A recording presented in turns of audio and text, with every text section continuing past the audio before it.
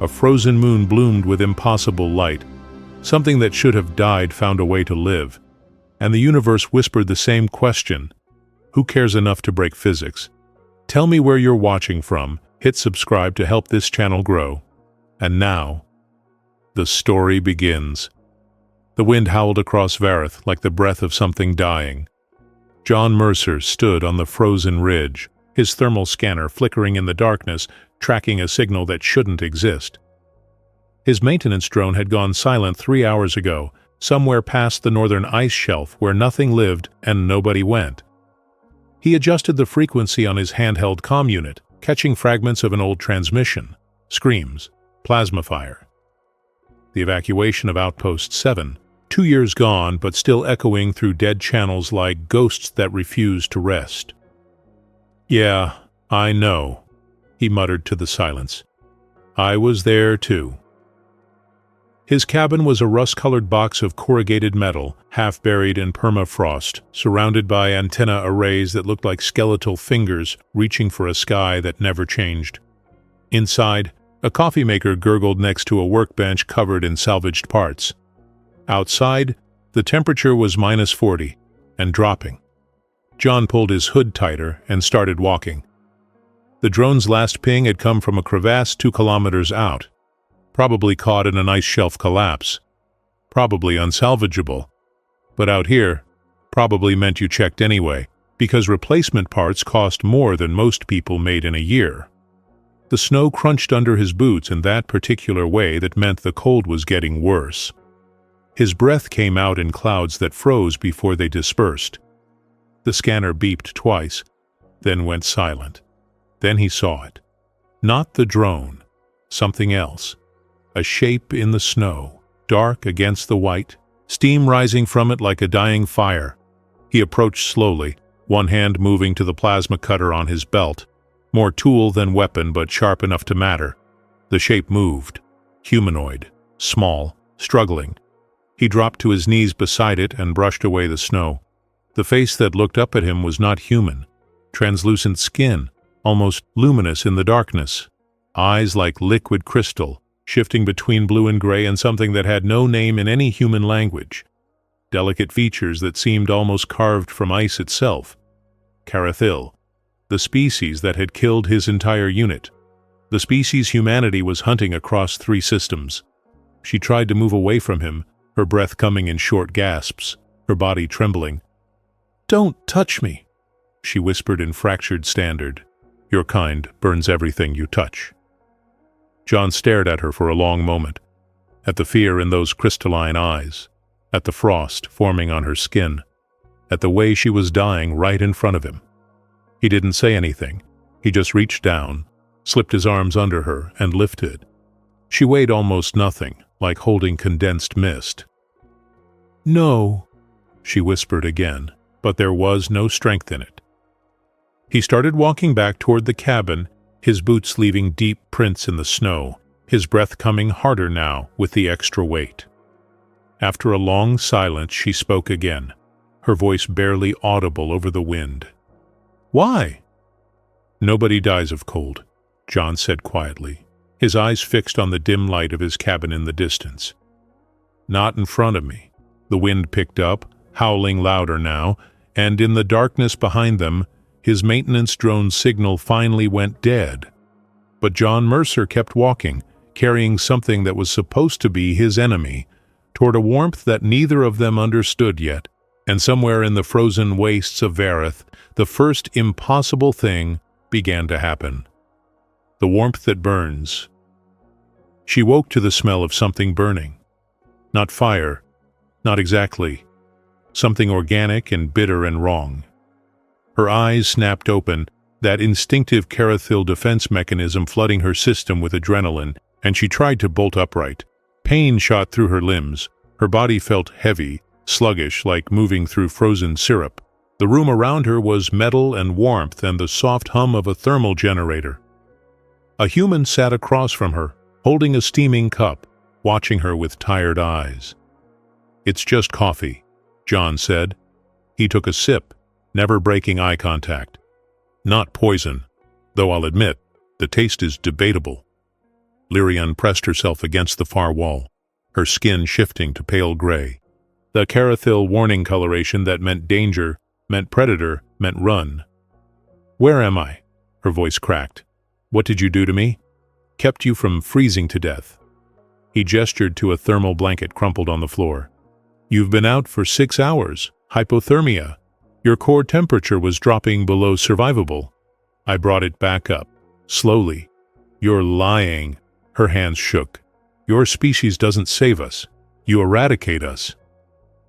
John leaned back, and for the first time she noticed the scars on his hands. Burns. Old ones. The kind that came from holding on to something too hot for too long. "You want to leave?"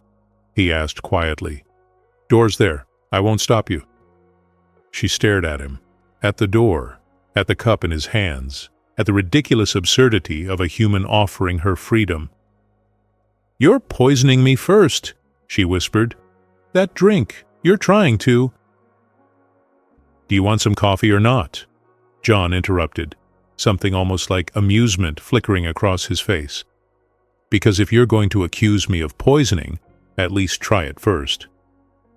Despite everything, despite the terror hammering in her chest, Lyrian felt something shift. Confusion. This wasn't how humans behaved. Humans were fire and violence and conquest. They didn't offer coffee. They didn't make jokes while their enemies stood trapped in their home. Then the comm unit on the wall crackled to life. A voice, cold and professional. "Delta Squadron to all stations. We are sweeping Sector Omega. Any Carathil survivors are to be terminated on sight. No exceptions. Commander Hayes out." The color drained from Lyrian's face, her eyes shifting to pure white. The fear coloration. The one that meant death was coming. John stood slowly, walked to the comm unit, and switched it off. 3 days, he said quietly, not looking at her. "Maybe 4 if the storm holds. That's how long before they reach this area. Then why save me?" Her voice was barely a whisper now. "Why not just hand me over and be the hero your kind would celebrate?" John finally turned to face her. His eyes were haunted, old, the kind of old that had nothing to do with years. "Because I've been a hero before," he said. "It cost the lives of good people, and I decided I'd never be one again." He picked up his jacket from the chair, started toward the door. "Get some rest. Tomorrow we figure out if there's any way to keep you alive." He paused at the threshold. "And for what it's worth, I really am sorry about the coffee. It's terrible, but it's hot, and heat's hard to come by out here." Then he was gone, leaving Lyrian alone in a metal box with a cup of something bitter, surrounded by a warmth she'd been taught to fear her entire life. Outside, the storm began to build. Morning on Varef didn't look much different from night. The same gray sky, the same endless white, the same cold that bit through every layer of protection. John was outside when Lyrian finally emerged from the cabin, her movements tentative, like someone testing the weight of a new gravity. He was working on the communications array, his hands moving with practiced efficiency, rewiring a burnt-out relay with spare parts that looked like they'd been salvaged from 3 different systems. "That won't work," Lyrian said. John didn't look up. "Probably not. But probably not is better than definitely not. And definitely not is all I've got otherwise." She watched him for a moment, then moved closer. Her fingers traced the edge of one of the connections, and her eyes shifted to a pale green. "You're mixing incompatible protocols. The frequency modulation won't sync." She hesitated. "If you reroute through the secondary buffer and bypass the primary coupling, it might stabilize." John finally looked at her. "You know comm systems? My people built the first Ansible network in 3 systems." There was something in her voice now. Not quite pride, but the memory of it. "Before your expansion. Before the war." They worked in silence for a while, the cold forgotten, focused on a problem that had nothing to do with species or survival. Just 2 engineers trying to make something broken work again. "Why do you humans do this?" Lyrian asked suddenly. She gestured at the array, at the cabin, at everything. This improvisation, this refusal to accept that some things are just broken. John tightened a connection, tested it, swore softly when it sparked, because accepting that something's broken means accepting that it's over, and I'm not good at that. Even when it would be easier, especially then. Something small and crystalline fell from her pocket. A memory crystal, no bigger than a marble, glowing with soft bioluminescence. John picked it up carefully, held it up to the light. What is this? Lyrian's expression shifted. Fear, grief, something else. It belonged to my mother, the last matriarch of the Carathil. It contains her final memories, her final message. I'm sorry, John said quietly, handing it back. Are you? The question wasn't hostile, just genuinely curious. Your people destroyed our homeworld, killed billions. Do humans even feel sorry for species they conquer? John was quiet for a long time. When he finally spoke, his voice was rough. I don't sleep well, haven't in 2 years. I hear them, you know. My unit. The ones I couldn't save during the evacuation. 23 voices calling for help, and I wasn't fast enough, wasn't smart enough, wasn't good enough. He met her eyes. So, yeah, I feel sorry. Every single day. Lyrian's eyes shifted through 3 colors in quick succession. Surprise. Understanding. Something softer. I watched my world burn from an escape pod, she whispered. I was 7 solar cycles old. The heat from your weapons lit up the sky like a second sun. They stood there in the snow, 2 survivors of the same war, understanding each other in a way that had nothing to do with language. Then John's emergency scanner screamed. He grabbed it, read the display, and his face went pale. Patrol drone, 2 kilometers out. They're mapping the area. How long? 3 days, like I said. He looked at her. We need to hide your biosignature. Scramble the scanners. Make them think there's nothing here worth investigating. That's impossible with this equipment. John grinned, but there was no humor in it. You haven't seen human-level impossible yet. As they rushed back to the cabin, neither of them saw the shadow watching from the ridge. Commander Hayes, monitoring the sector, reviewing patrol footage, zooming in on the 2 figures working side by side. His finger hovered over the alert button. Then he pulled up a different file. A photo. His daughter, 8 years old. Smiling. Killed in a Carathil raid on a civilian transport. He pressed the alert button. Hostile signatures detected. Sector Omega-7. Begin containment protocol. The storm was coming, and it had nothing to do with the weather. The long-range transmitter was a mess of salvaged parts held together by hope and spite. John had been working on it for 6 months, trying to reach the civilian relay stations beyond military jurisdiction. Now it was their only chance. Hand me the plasma coupler, he said, his head buried in the guts of the machine. Lyrian passed him the wrong tool. He looked at it, looked at her, and for a moment they both just stared at each other. Then John started laughing. Actual, genuine laughter. That's a thermal regulator. They looked similar, Lyrian said, but the corners of her mouth twitched. A smile, her first one. Her eyes flickered to a warm amber color. Everything looks similar when you're panicking. John wiped his hands on his jacket. Okay, let's try a different approach. You tell me what you think we need, and I'll try not to kill us both with improvisation. They worked through the morning, the cabin filling with the smell of solder and ozone. At some point, John turned on an old music player. Ancient earth rock, scratchy and distorted through failing speakers. Lyrian froze. What is that noise? Music.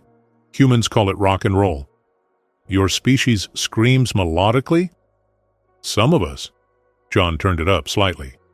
This one's called Born to Run. It's about freedom, about escaping, about refusing to accept the cage you're in. Lyrian listened, her head tilted, trying to understand the emotion in the wordless sound. It's chaotic. Yeah, that's kind of the point. She was quiet for a moment. "I like it." By midday, they had something that might work. The transmitter hummed to life, cycling through frequencies, searching for a carrier signal. John held his breath, watching the readouts, hope building in his chest like pressure. The speaker crackled. A voice came through, but it wasn't a civilian channel. It was military. Commander Hayes's voice, cold and methodical, issuing orders to sweep every structure in the sector. John killed the power immediately. "No, no, no, no. What's wrong?" "I just broadcast our exact location to every military receiver in range." He ran his hands through his hair. "I'm an idiot. I'm a complete, absolute—" "Stop!" Lyrian's voice was firm. She moved to the controls, her fingers dancing across the interface. "If we broadcast, then we broadcast deliberately. Send a false signal. Make them think we're somewhere else." "That won't work. They'll triangulate the source." "Not if the source is mobile." Her eyes were bright now, shifting to a determined violet. "Your maintenance drone. If it's still functional, we upload a repeating signal, let it drift in the storm. They'll track it instead of us." John stared at her. "That's actually brilliant. Your species doesn't have a monopoly on cleverness." She smiled again, wider this time. "Just on improvisation." They spent the next 2 hours rigging the drone, programming it to mimic their biosignatures, setting it loose into the howling wind. It disappeared into the white like a ghost. "You think it'll work?" Lyrian asked. "Honestly, probably not. But if we die, at least the coffee was mediocre and the company was surprisingly tolerable." She laughed. Actually laughed. The sound was like crystal chimes, unexpected and beautiful. John smiled despite everything. "You should do that more often. Laugh. Be yourself, not afraid." Her expression shifted, something vulnerable crossing her face. "I don't remember what that feels like, being unafraid." "Yeah," John said quietly. "Me neither. But maybe we can figure it out together." The transmitter beeped, a response signal, not military this time. Civilian registry. A merchant ship 3 days out, willing to extract refugees. Hope. Real, dangerous hope. Then the power died. The lights went out. The thermal generator wheezed and stopped. In the sudden darkness, Lyrian's skin began to emit a faint glow, enough to see by, enough to reveal the fear in her eyes. "John," she whispered, "I'm cold." And outside, 20 kilometers away, Commander Hayes stared at his tracking screen, watching the drone's signal drift away from the cabin, knowing in his gut that something was wrong, that this was too clever, too deliberate. He pulled up his daughter's photo one more time, looked at her smile. Then he gave the order. "All units, converge on Sector Omega-7. We've found them." John worked in the dark, his hands moving by muscle memory, rerouting power from non-essential systems. The thermal generator coughed back to life, but weakly. The temperature in the cabin was dropping fast. Lyrian sat wrapped in every blanket he owned, her skin translucent in the dim light, her breath visible in small clouds. "Tell me about the crystal," John said, trying to keep her conscious, keep her talking. "Your mother's message." Her eyes flickered. "Why do you care?" "Because you're dying, and if you're going to die in my cabin, I'd like to know what you're leaving behind."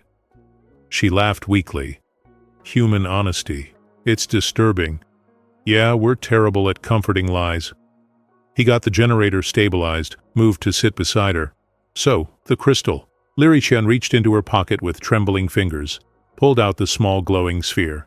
She pressed it gently, and a holographic image bloomed in the air between them.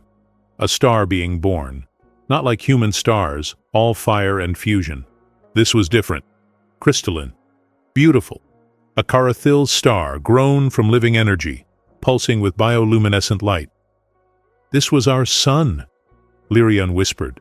"Before the war. Before your expansion. We didn't mine resources or terraform worlds. We grew them. We nurtured them. We believed that life wasn't something to conquer.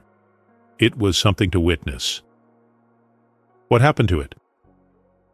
Your weapons happened. Kinetic bombardment. The star shattered. Billions of my people crystallized in an instant, frozen in the moment of death. John was quiet. What could he possibly say?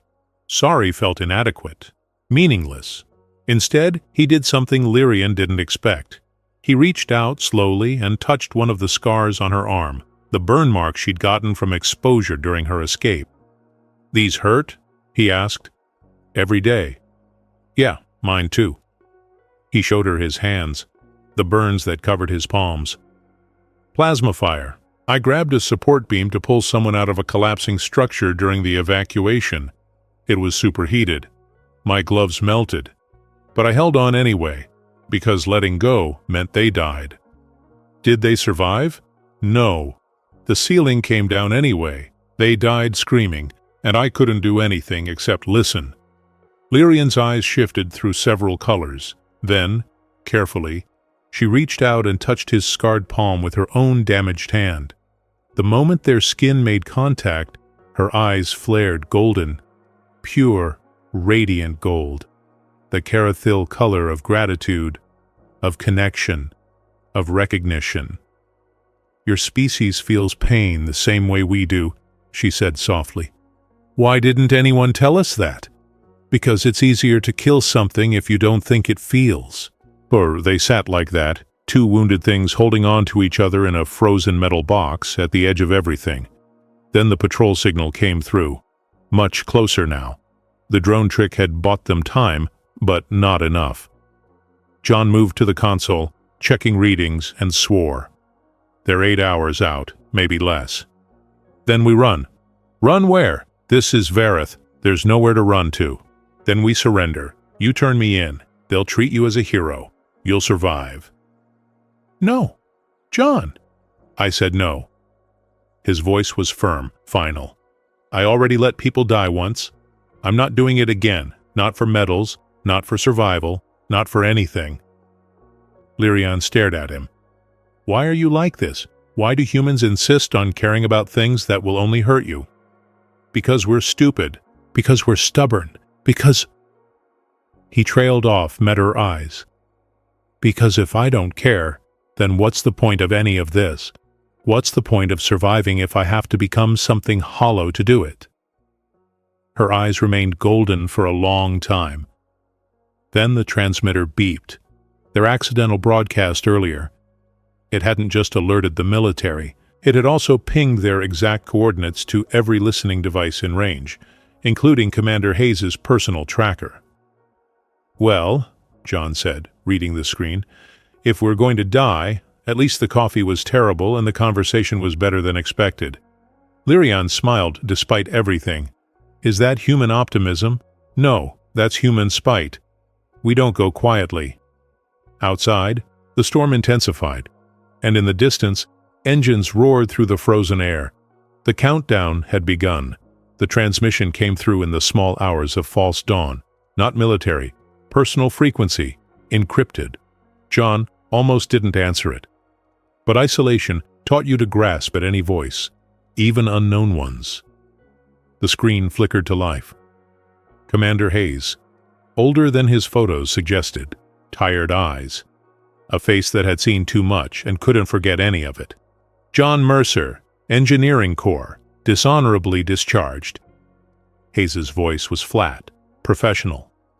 Harboring a caryathyl fugitive. You understand that's a capital offense. Yeah, I got the memo.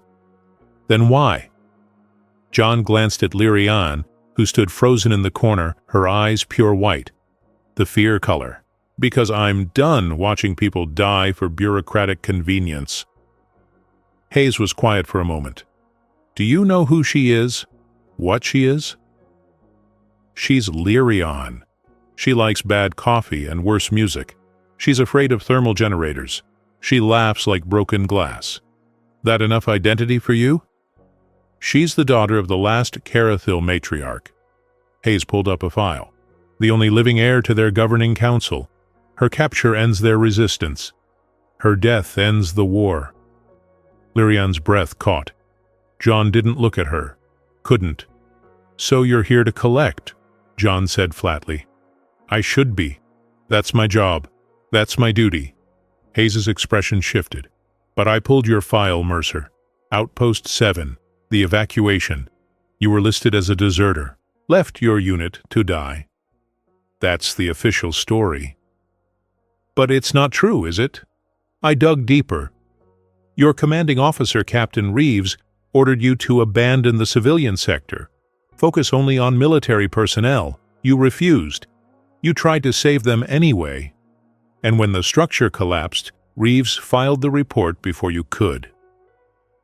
John felt something crack in his chest. 2 years of carrying that lie. 2 years of believing he'd failed them. They didn't die because you weren't good enough, Hayes continued. They died because someone decided they weren't worth saving. And you've been carrying that guilt ever since. Lyrian moved forward, her hand finding John's shoulder. Is that true? Does it matter? John's voice was hollow. It matters to me. She stepped between him and the screen, faced Hayes directly. I am Lyrian, daughter of matriarch Seriva. My mother's final message was one of peace, of forgiveness. She believed the war was orchestrated by those who profit from conflict. She died trying to prove it. She activated her memory crystal. The hologram that appeared wasn't just a star. It was a recording. Her mother, translucent and beautiful, speaking in crystalline tones. To those who find this, the war was manufactured. Both species manipulated by those who gain from our mutual destruction. We were never meant to be enemies. We were meant to witness each other, to grow together. Please, for the sake of all our children, forgive. The recording ended. Silence filled the cabin. Hayes stared at the empty space where the hologram had been. His expression was unreadable. My daughter, he said finally. Sarah, 8 years old. She died in a Karathil attack on a civilian transport. I've spent 2 years hunting your people because I needed someone to blame for her death. I'm sorry, Lyrian whispered. Truly sorry. Yeah, Hayes's voice cracked. Me too. Because that attack, that civilian transport, it was carrying supplies to a Karathil colony. It wasn't a military target. Someone fed us false intelligence, made us think it was a weapons shipment. We killed civilians. Your people retaliated, killed mine, and the cycle continues. He pulled up another file. Political communications, money transfers, evidence of orchestrated attacks on both sides. Senator Milhouse, Karathil warlord Gentar. They've been playing us, all of us, keeping the war alive because it's profitable, because it's convenient, because as long as we hate each other, we don't ask who benefits. John felt Lyrian trembling beside him. Rage, grief, understanding. What do we do? She asked. Hayes looked at them both, at two people who should be enemies standing side by side. I don't know, but my unit arrives in 4 hours. And when they do, I'm supposed to execute you both. Will you? John asked. Hayes closed his eyes. When he opened them, they were wet. My daughter asked me once, right before she died, she said, Daddy, do aliens feel pain like we do? And I told her no. I told her they were different, that we didn't need to worry about hurting them. But I was wrong, and I taught my daughter to be wrong, and maybe if I'd taught her better, she'd have grown up to end this war instead of dying in it. The transmission cut out, but not before Hayes said one final thing. I'm giving you a head start. 4 hours, use them well. The screen went dark. John and Lyrian stood in silence, processing everything, feeling the weight of revelations that couldn't be unlearned. Then the temperature dropped, the storm hit, and the power died one final time. Lyrian gasped, her skin going gray, frost forming on her arms. John, she whispered, I'm so cold. And this time, there was no easy fix, no clever solution, just a man, a dying alien, and a choice that would cost everything. The temperature inside the cabin was dropping 1 degree every 6 minutes. John had calculated it 3 times, hoping the math would change. It didn't. Lyrian lay on the cot, wrapped in every thermal blanket they had, her translucent skin growing dimmer with each passing hour. Her eyes had faded from their usual crystalline blue to a pale, empty gray, the color of dying stars. "Talk to me," John said, kneeling beside her. "Stay awake." "Why?" Her voice was barely a whisper. "We both know how this ends." "Because I'm not ready for it to end yet. So talk. Tell me something. Anything." She managed a weak smile. "You're the worst host I've ever had. Your coffee is toxic. Your music is incomprehensible. You don't even remove snow from your boots before coming inside. Yeah, well, you're the worst guest. You criticize my improvisation, you steal all the blankets, and you have the audacity to be right about everything." She laughed, but it turned into a cough. "John, listen to me. There's a fuel cell in the lower storage. Emergency reserves. It's toxic if burned in an enclosed space, but it generates enough heat to keep this place warm for days." "I know, I checked it." "Then use it. It'll kill me. The fumes are lethal to humans. But not to me. I'll survive. You can leave before it takes effect. Seal the cabin from outside. When Hayes arrives, you tell him I died from the cold. You tried to save me but couldn't. He'll believe you. You'll live." John stared at her. "You want me to poison myself to save you, then let you die alone anyway?" "I want you to live. One of us should." "No." "John, I said no." He stood up, moved to the storage locker, pulled out the fuel cell. It was heavy, cylindrical, marked with hazard warnings in 3 languages. "I'm not leaving you. I'm not sealing you in here to die alone. And I'm absolutely not letting you freeze to death while I stand outside congratulating myself on my survival instinct. You'll die. Yeah, probably, but at least I'll die warm, and so will you." He started connecting the fuel cell to the heating system. His hands shook, not from cold, from knowing exactly what he was doing. Lyrian tried to sit up, couldn't. "Please, don't do this. I'm not worth—" "Don't." John's voice was sharp. "Don't you dare tell me what you're worth. You're a person. You feel, you think, you laugh at terrible music and complain about bad coffee. That makes you worth saving. That makes you worth everything." He finished the connections. 1 switch. That's all it would take.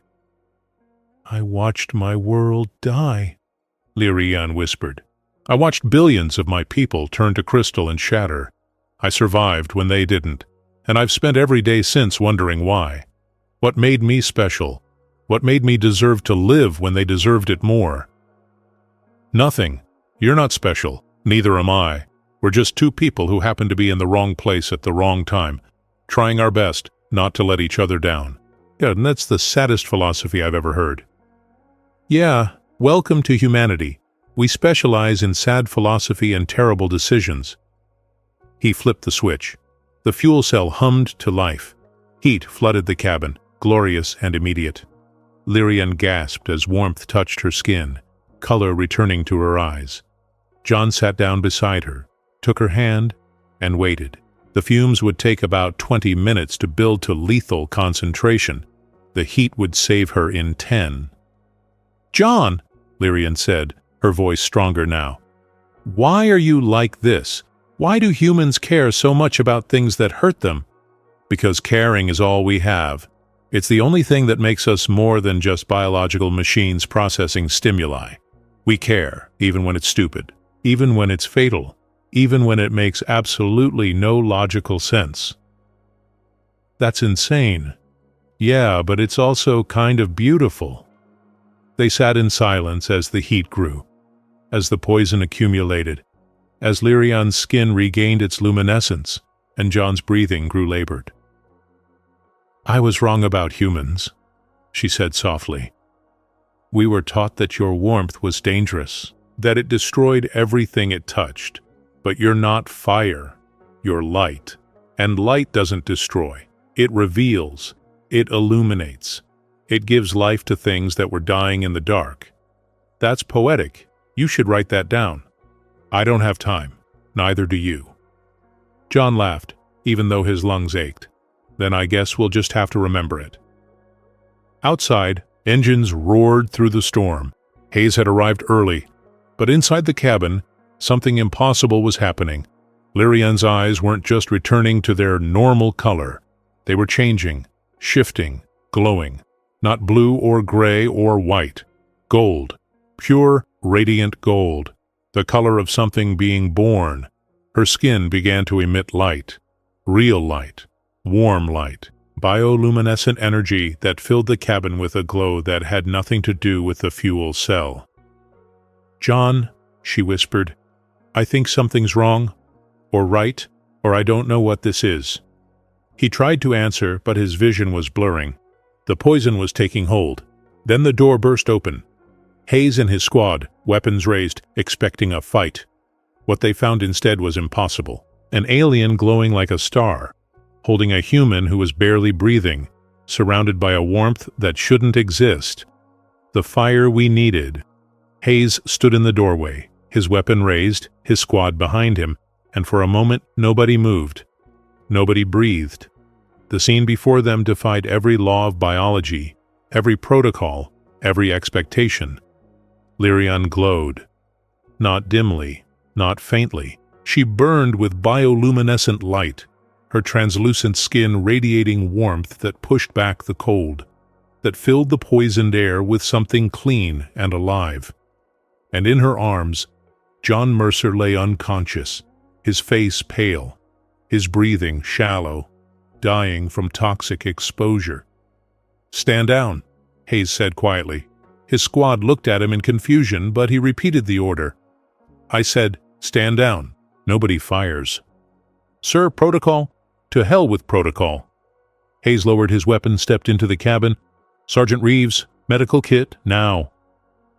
A young soldier moved forward, pulling out an emergency respirator, but Lyrian held up one glowing hand. "Wait," she said. "I can feel it.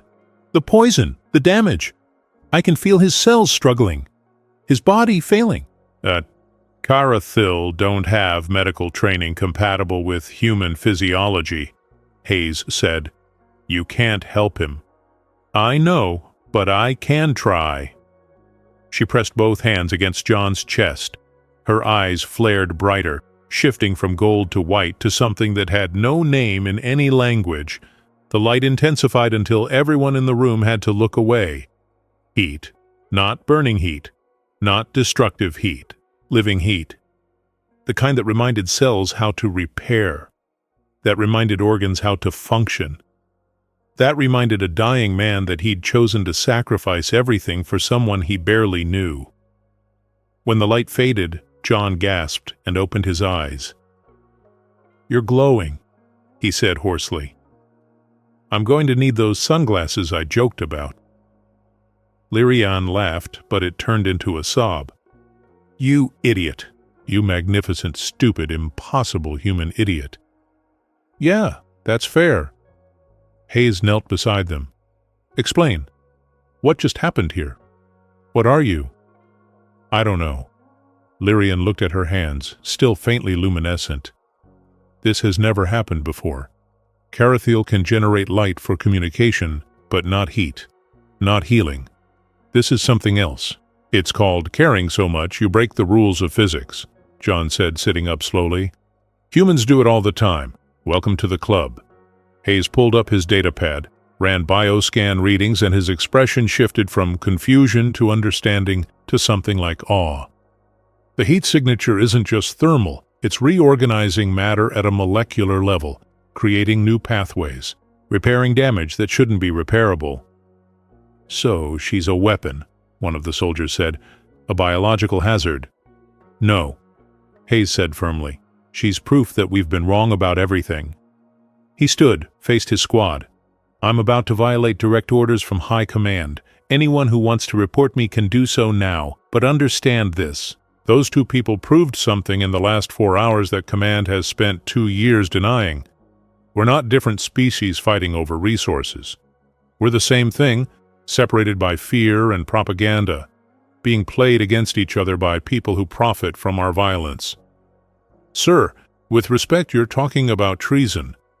No, I'm talking about the truth, and the truth is that I've been hunting the wrong enemy. He looked at Lyrian. Your mother was right. The war was manufactured, and it's time we stopped being pawns in someone else's game. A transmission crackled through his comm. Official. Commanding. Commander Hayes. Status report. Have you neutralized the targets? Hayes looked at John and Lyrian. At two people who should be enemies, who should be dead, who somehow managed to prove that caring was stronger than killing. He activated his comm. Negative. Targets have been secured and are being transported for questioning. Hayes out. He cut the transmission before they could respond. That buys us maybe an hour before they send backup, he said. We need a plan. I have one, Lyrian said. She pulled out her mother's memory crystal. This contains evidence, proof of manipulation on both sides, financial records, communications, everything needed to expose who really started this war and why they're keeping it going. We broadcast it, John added, not through military channels, civilian networks, media outlets, every frequency we can access. Make it impossible to suppress. That's suicide, one of the soldiers said. Command will court-martial all of us. Probably, Hayes agreed. But my daughter died believing that aliens were monsters who deserved extermination, and I taught her that. I reinforce that. And I will not let her legacy be more violence built on more lies. He looked around at his squad. I'm not ordering anyone to follow me on this. This is voluntary. This is personal. This will end your careers and possibly your lives. But it's the right thing to do. So, who's with me? Silence. Long, heavy silence. Then Sergeant Reeves stepped forward.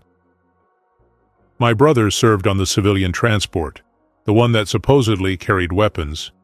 He was 6 years old, so yeah, I'm in. One by one, the others nodded. A squad of soldiers, choosing conscience over orders, humanity over protocol. All right then, Hayes said. Let's start a revolution. And let's do it before I remember all the reasons this is a terrible idea. John tried to stand, wobbled, and Lyrian caught him. You need rest. You almost died. Yeah, but I didn't. Thanks to you. Thanks to whatever impossible thing you did. He touched her face gently. You saved me. How do I even begin to repay that? Her eyes shifted to gold again. Help me save everyone else. Outside, the storm began to break, and somewhere in the distance, reinforcements were mobilizing. But inside a rusted cabin on a frozen moon, 8 people were about to prove that truth was more powerful than violence, and that sometimes the warmth we fear is exactly the light we need to survive. They had 43 minutes before the backup squadron arrived. John worked frantically on the communications array while Hayes coordinated defensive positions. Lyrian held the memory crystal, preparing to upload her mother's final message to every civilian channel in 3 systems.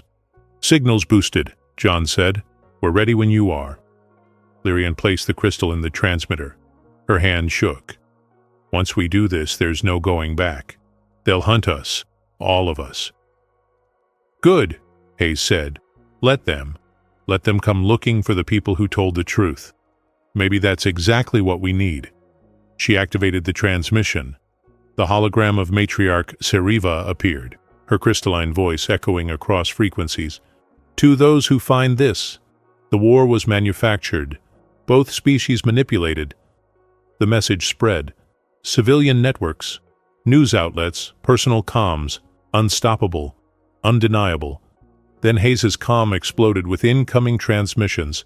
Command, furious, threatening, and one transmission in particular, General Thorson himself. Commander Hayes, you have committed treason. Stand down immediately, or we will eliminate you and everyone with you. Negative, General. We're staying right here, and we're broadcasting evidence of your involvement in war profiteering. So unless you want the entire civilian population seeing financial records of kickbacks from weapons manufacturers, I suggest you reconsider your approach. You're dead, Hayes. All of you." The transmission cut. 2 minutes later, gunships appeared on the horizon. "Contacts inbound," Sergeant Reeves called out. "3 heavy assault craft. We're seriously outgunned here, sir." Hayes looked at his squad, at John and Lyrian, at people who'd chosen truth over survival. "Then we make them work for it. Defensive positions. Nobody fires unless fired upon. Our goal isn't to win. It's to buy enough time for that transmission to spread too far to suppress." The gunships landed. Troops poured out. Not Hayes's unit. Special forces. The kind deployed when you needed something eliminated, not captured. Their commander strode forward, amplified voice cutting through the frozen air. "This is your final warning. Surrender the Carathil fugitive and Commander Hayes. Everyone else may leave unharmed." "Counter-proposal," Hayes called back. "You leave. We continue broadcasting the truth, and nobody has to die today. We have authorization to use lethal force. So do we. Difference is we're standing on the moral high ground. Can you say the same?" The commander raised his hand, signaling attack. Then something impossible happened. Lyrian stepped forward, out into the open, her skin beginning to glow. Not dimly, not gradually. Brilliant, radiant light that turned night into day, that pushed back shadows and secrets and lies. "Enough," she said, and her voice carried the weight of her entire species. "No more death, no more war, no more sacrificing children for the pride of those who never bleed." She raised her hands, and the glow intensified. Heat radiated outward, melting snow in a perfect circle around the cabin.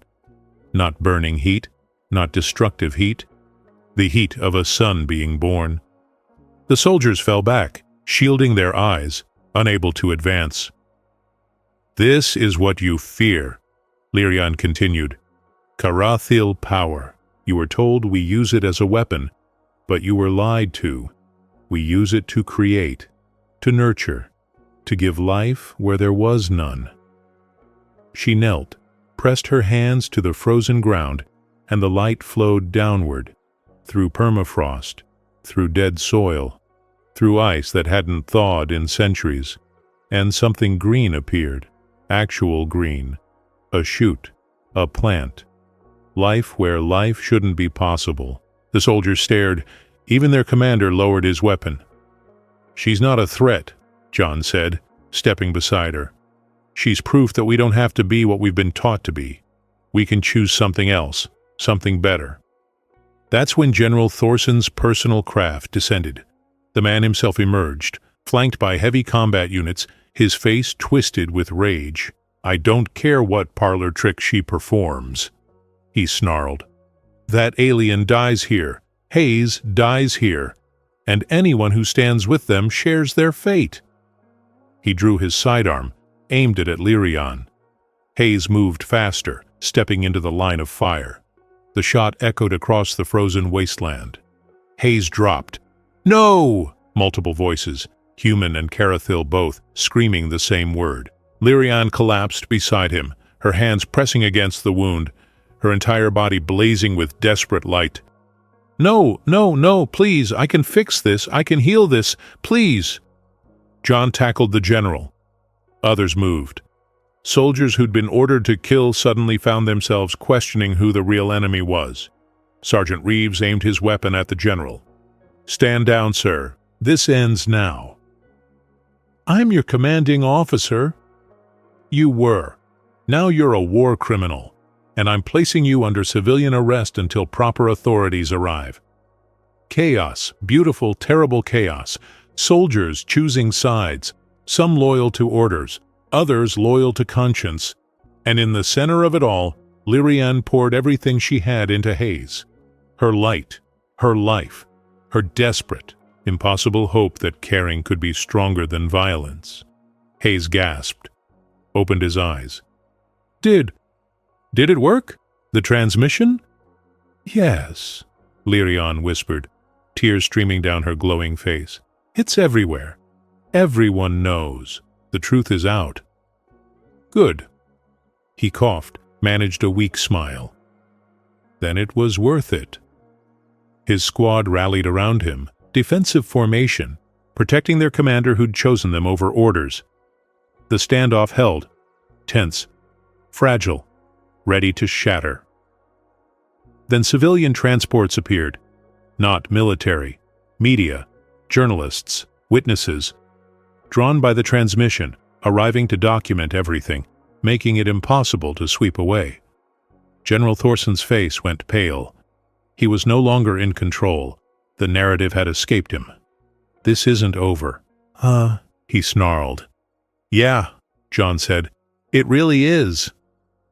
The general was taken into custody. His loyal troops stood down, and in the middle of a frozen wasteland, surrounded by melted snow and impossible green growth, 8 people and 1 Carathil proved that truth really could set you free, even if freedom cost everything. Lyrian collapsed into John's arms, exhausted, her glow fading to a soft luminescence. "We did it," she whispered. "We actually did it." "Yeah," John said, holding her close. "We did. And I've decided something." "What?" "I'm never letting you go. Not to generals, not to orders, not to anything.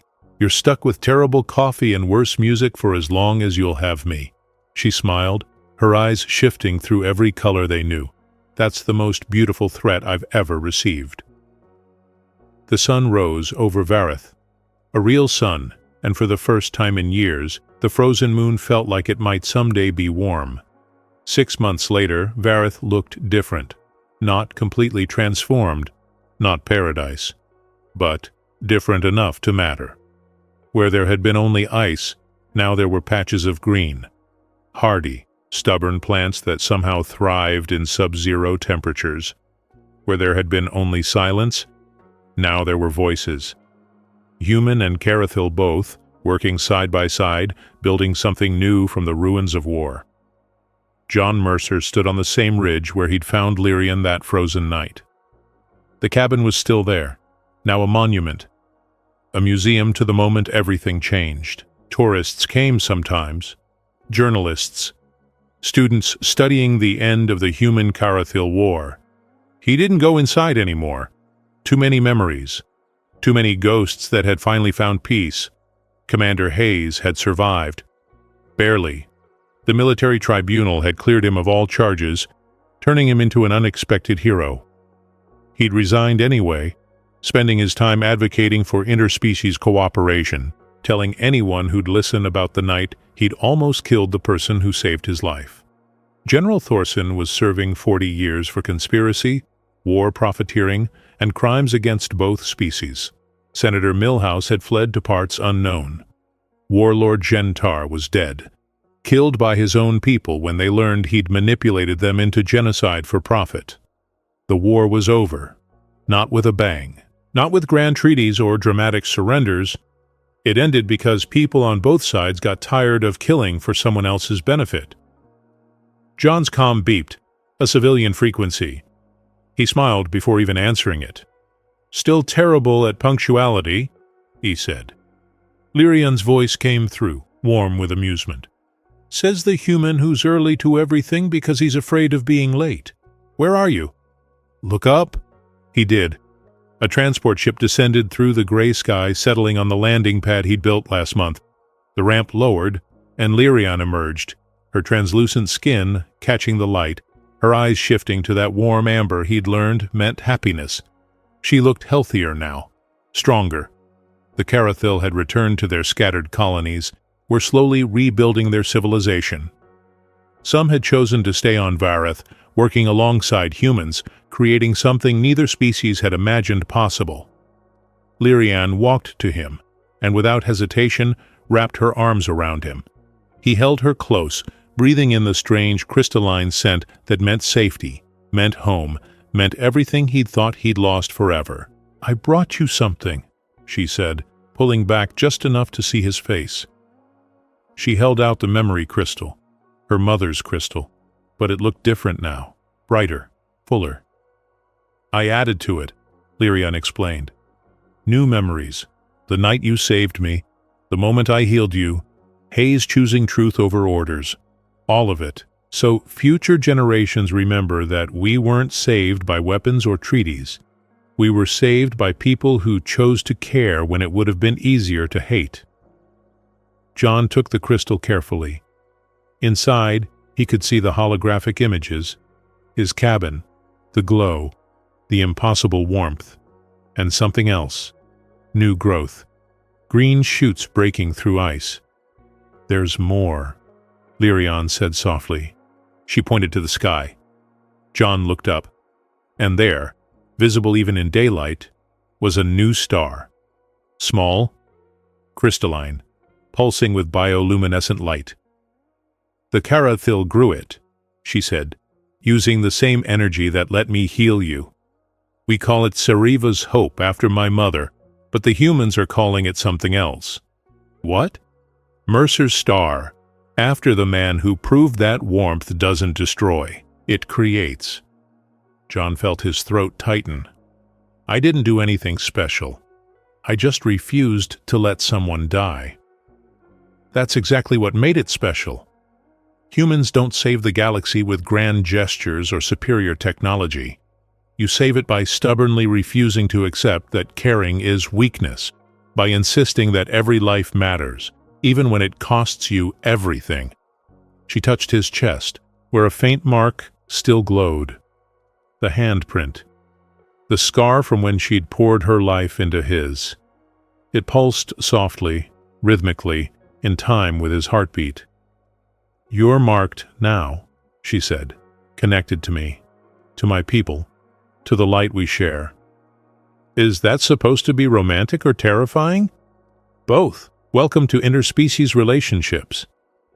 He laughed, pulled her close again, and they stood there on the ridge, watching Vareth transform one stubborn green shoot at a time. "What happens now?" John asked. "We saved the world, ended the war, exposed the bad guys. Where do we go from here?" "Forward," Lyrian said simply. "We keep going, keep building, keep proving that the warmth we feared was exactly what we needed all along." "That's remarkably optimistic for someone who started this whole thing by telling me humans burn everything they touch." "I was wrong. You don't burn things. You illuminate them. You show them what they could become if they stopped being afraid."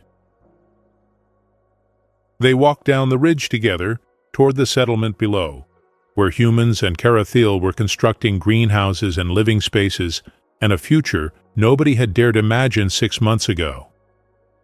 And in the sky above, Mercer's star pulsed steadily, a reminder that sometimes the most powerful weapon in the universe isn't a gun or a bomb or a grand strategy. Sometimes it's just one person saying to another, "Nobody dies of cold, not in front of me," and meaning it. Because humanity's greatest strength was never our technology or our violence or our ability to conquer. It was our stubborn, illogical, impossible refusal to stop caring about things that hurt us. We care when it's stupid. We care when it's fatal. We care when every logical impulse says we should walk away. And sometimes, just sometimes, that caring burns bright enough to light up the darkness, to warm frozen worlds, to prove that we're not defined by our worst impulses, but by our best choices. Somewhere in the vast universe, other species were watching, wondering, questioning whether humanity was dangerous or peaceful, violent or kind, a threat or a hope. The answer, as it always had been, was yes. All of it, simultaneously, contradictorily, beautifully, because humans weren't one thing. They were everything. And that terrifying, wonderful, impossible complexity was exactly what made them extraordinary. Lyrian looked up at John, her eyes shifting to gold, and smiled. "Thank you," she said, "for teaching me that warmth can heal." "Thank you," he replied, "for teaching me that I was worth saving." And on a frozen moon where nothing should have been possible, 2 people proved that everything was. The universe took note, and somewhere, in the spaces between stars, something new began to grow. Humanity, oh yeah. In the end, John and Lyrian didn't just survive a frozen moon or stop a war. They proved a quiet truth the universe keeps forgetting. Sometimes the smallest human decision, made in the worst moment, becomes the only warmth strong enough to thaw an entire species. Humanity wasn't the fire that destroys, it was the stubborn little spark that refuses to die out, even in the dark. And if that isn't the most human thing ever, risking everything just to keep someone else warm, then maybe the universe needs a new definition of strength. But now it's your turn to sit with this story for a second. If you were John, would you trade your safety to protect someone raised to fear you? If you were Lyrian, how much of your identity would you let go to see the person behind the enemy? And more uncomfortable than both, how many of our own wars, big and small, survive only because someone taught us to fear people we never actually met? All right, travelers across the stars, if you reach this point, prove you're one of the ones who stay until the last page of the universe. Drop the word warmth in the comments so I know you felt this story instead of just hearing it. Tell me which city or planet you're watching from. Yes, Earth counts for now. And if this story cracked something open in you, hit subscribe, like, share, and blast it across your galaxy so more people remember that compassion is still humanity's most dangerous superpower. And don't leave yet. The next video is already appearing on your screen. Follow it. Continue the journey. The universe's best stories are never finished. They just move to the next star.